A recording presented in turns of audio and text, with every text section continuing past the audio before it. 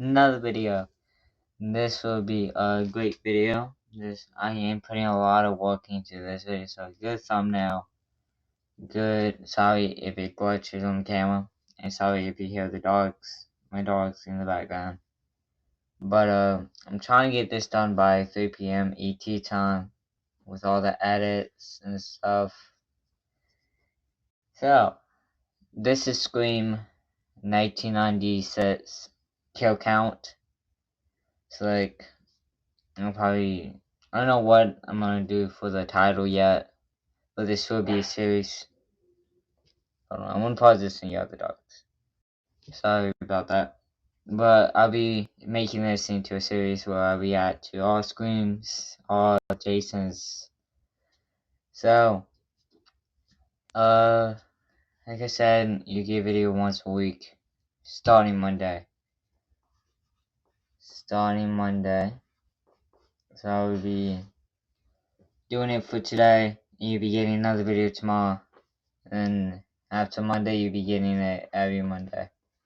The video once a week. And I did not forget about today's dinners or the Five Nights at Freddy's series.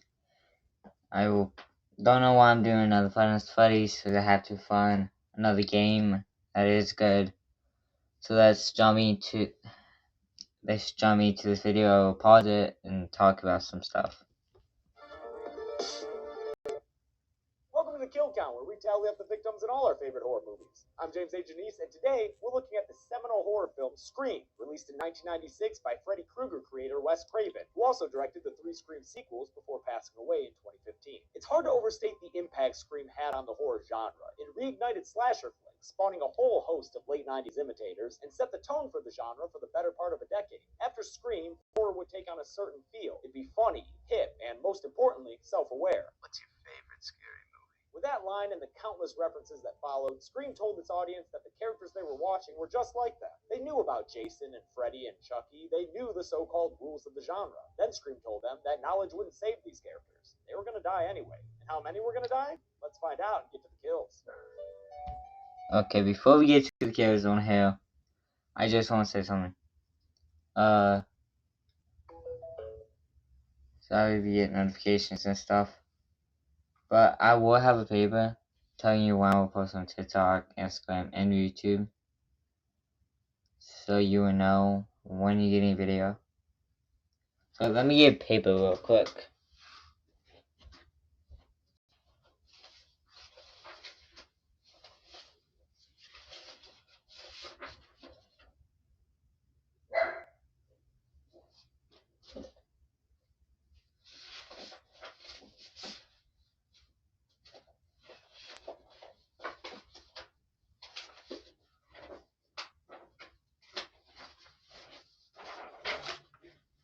Okay, so I will be putting it right here. So on YouTube,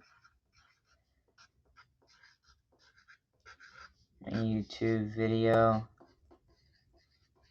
might change it, but video, so every Monday, video every Monday. For TikTok, every day. And for IG,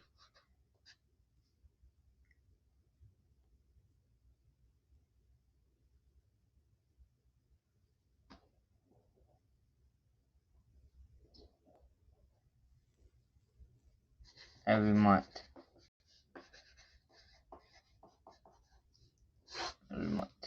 Okay, back to the video.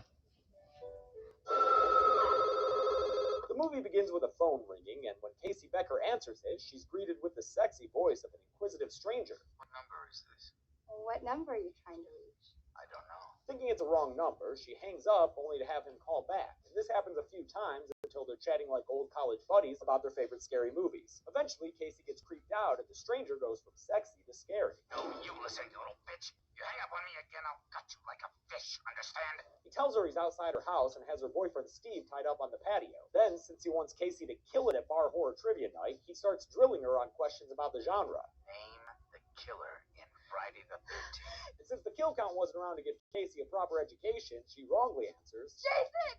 Jason! Jason! As punishment, she turns the patio lights back on to see that Steve's been gutted, his intestines dangling in the breeze as he dies. I feel like people often forget about this kill, and it's a pretty solid one to start the movie with. With a chair through the window and a flaming tray of popcorn, shit's totally hit the fan now, and after a well-crafted cat and mouse sequence, Casey makes a run for safety when she sees her parents on their way home. She doesn't quite make it, though, with Ghostface catching up to her and stabbing her in the chest and choking her on the ground. Casey still fights back, but unable to call out to her parents for help, Ghostface knocks her down and finishes the job. Her parents overhear her dying breaths on the phone as Ghostface drags her away, and they ultimately find her body strung up on a tree, her insides dangling down just like Steve's. Audiences were shocked that Drew Barrymore was killed right off the bat, and that's just one part of what makes this entire opening sequence an instant classic. Hard to beat this kind of kickoff. Next we meet Sidney Prescott, who's into MS-DOS, and her super fucking oily boyfriend, Billy Loomis. Seriously, dude, wash that hair. They're having some intimacy problems because Billy wants to get it in, but Sidney isn't feeling it. Probably has something to do with the fact that her mom, Maureen Prescott, was raped and murdered 1 year before this. So yeah, Billy, maybe some things are more important than getting a nut off. Everything is crazy at school the next day, with local reporter Gail Weathers reporting in her finest dirty highlighter colored dress. Sid's best friend Tatum catches her up about the murders, and Tatum's brother Deputy Dewey helps interview Sidney in the principal's office. Principal Himbry's all like, "Hey, let me touch your chin all weird." But other than that, the cops are sympathetic to Sidney since, you know, that awful fucking thing that happened to her mom. After school, Sid and her entourage hang out by the town's tribute to the Friends Fountain. In addition to Billy and Tatum, there's Tatum's boyfriend Stu, played by Matthew Lillard, who gives it 110%. And Randy Meeks, the geeky guy who's obsessed with horror movies. They treat them. The guy,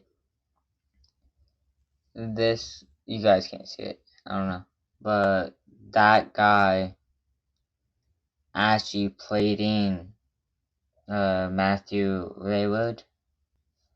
He actually played in Finest Freddy's 1, and he's going to play in the second and third one, he said. I don't know about the fourth one. Murders with about as much respect as high schoolers treat most things. Did you really put her liver in the mailbox? Because I heard that they found her liver in the mailbox. Liver alone. Oh, liver. It was a joke. Sidney goes home and takes a little couch nap until she's awoken by a phone call with our sexy boy stranger. Scary night, isn't it? With the murders and all, it's like right out of a horror movie or something.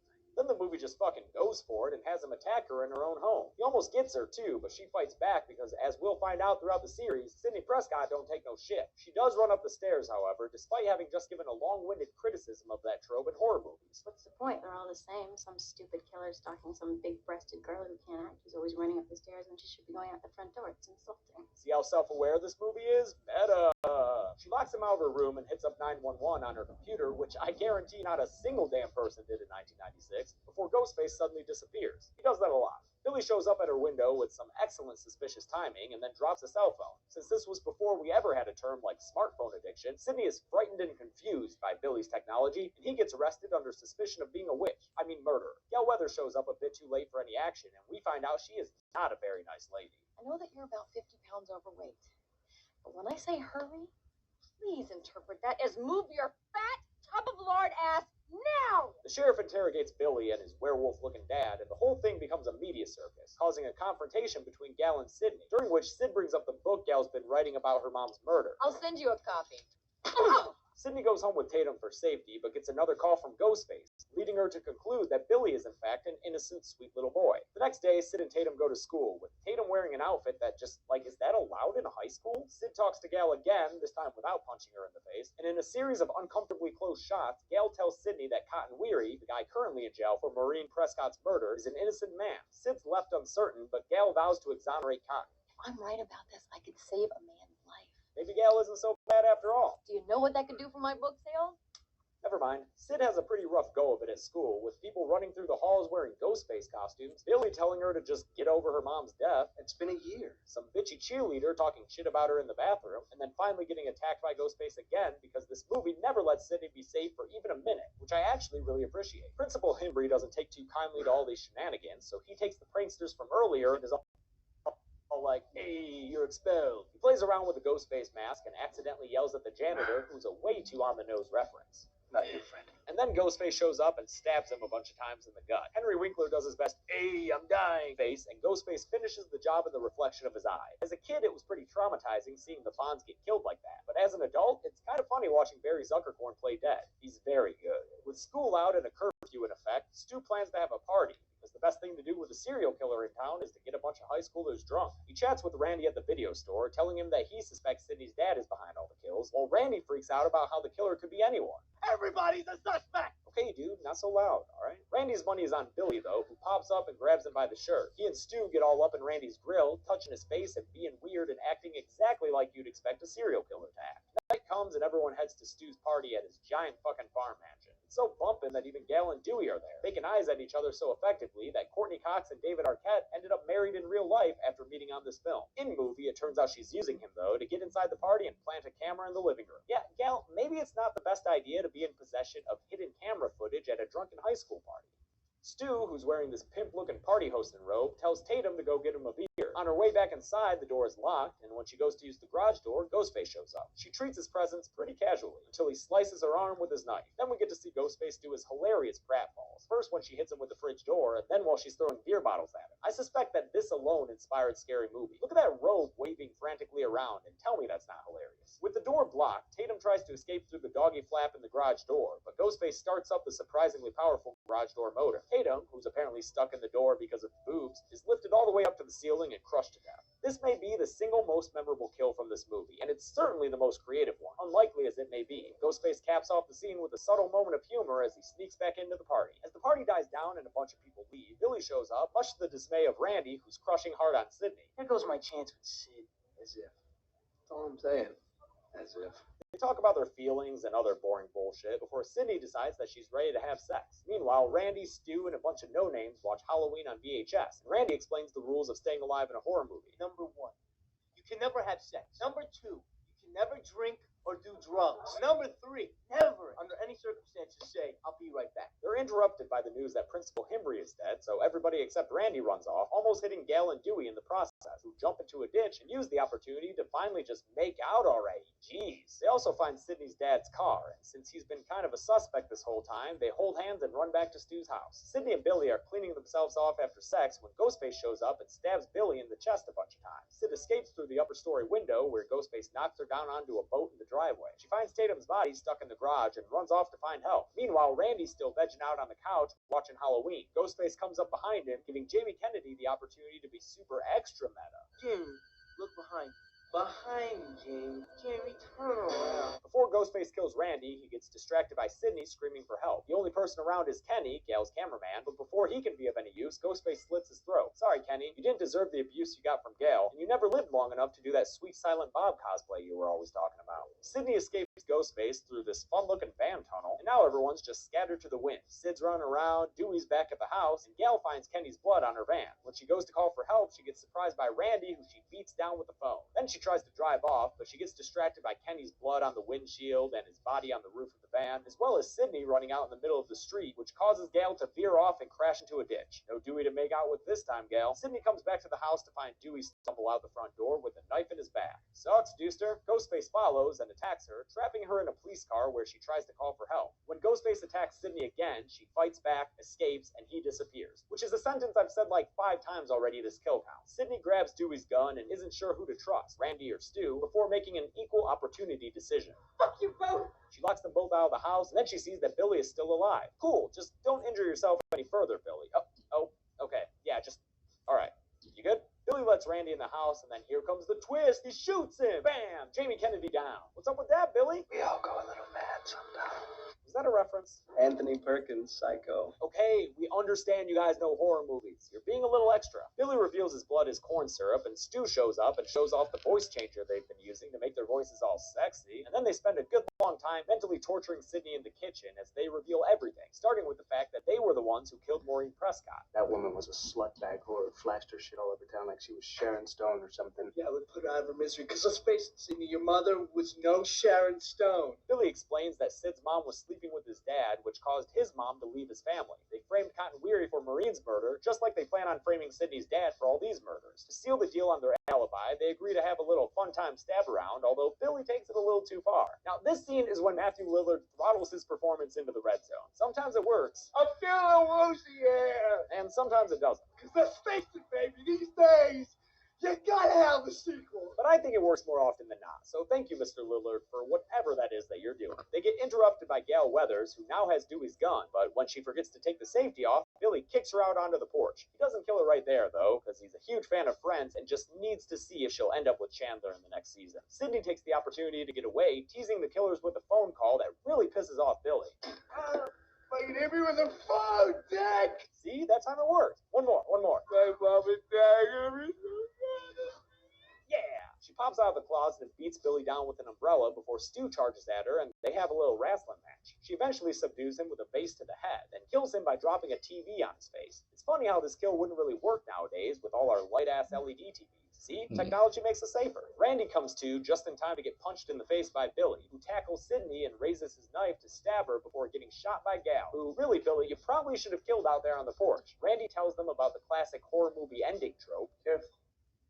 This is the moment when the supposedly dead killer comes back to life for one last scare. And Billy's finally killed with a gunshot to the head by Sidney, giving us our 7th and final kill of the movie. You'd think there would have been more, but most of the time, Ghostface was just attacking Sidney and letting her get away. Also, all the fake-out deaths don't help the body count, such as Dewey, who's revealed to still be alive and on a stretcher at the end of the movie, which closes with a report from Gale Weathers and a crane shot of that awesome house. Just like that, the horror genre changed forever. Let's do the numbers. 7 people died in Scream, kinda low for a slasher, but this was more about the whodunit anyway.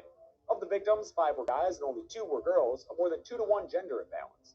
With a runtime of 111 minutes, we only had a kill on average every 15.8 minutes, but at least you got to hear a bunch of horror references during all that downtime.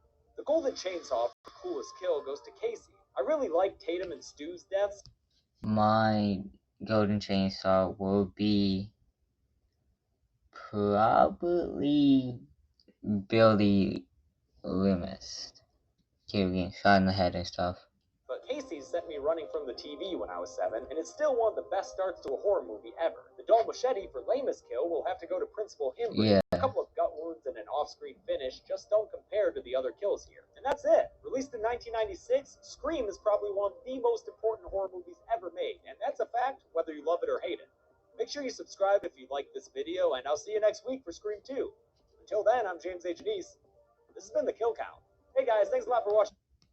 Thank you guys so much for watching this video. Probably, I don't know when, but, yeah, YouTube, you get a video every Monday, TikTok every day, Instagram will be every month. So, actually, you know, I'm changing TikTok whenever I want for TikTok.